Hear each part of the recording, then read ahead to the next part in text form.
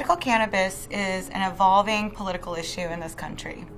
And for individuals who can benefit from its use, you have a special role to play to make sure that the laws surrounding this issue are going to change so that you're accepted in the society. As a medical cannabis advocate, you don't have to be a patient. You don't even have to know someone that's a patient to know that the laws around this issue are wrong and that they're harmful to our society. At Americans for Safe Access, we've created an entire training center that can help anyone who's interested in seeing these laws change become a part of that change. This means learning more about cannabis as a plant. It means correcting your friends when they make joking comments about cannabis as medicine. It means talking to your city and local officials, your state and federal officials about medical cannabis and about your support for the issue. One of the biggest challenges facing medical cannabis isn't our opposition, even though I know a lot of us want to believe that medical cannabis laws will never change. I think, in the last 10 years, I've seen a lot change around these issues, and it's because of organizations like Americans for Safe Access and individual patients and concerned citizens coming together and saying, we're going to do something about these laws that are wrong.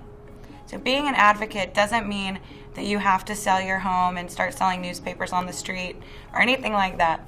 Being a medical cannabis advocate simply means that you are making a commitment to put the facts out there about this issue. And however you already engage in politics in your life, this can fit right in. So if you already hold little salons with your friends to talk about issues, if you post things on your Facebook page to make your friends think, there's a role for you in changing these laws.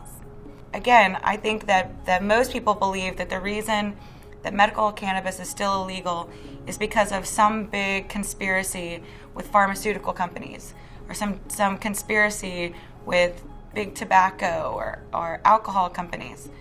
And for someone who has been in Washington, D.C. for the last 6 years, I'll tell you the largest problem that we have and the number one reason why medical cannabis is still illegal federally is because people like you don't call their elected officials and tell them that you want things to change.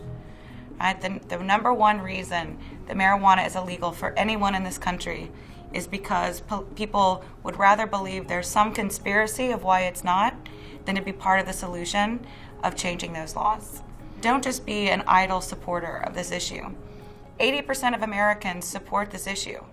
And while I enjoy saying that number, 80%, the reality is that about 0.001% actually get involved.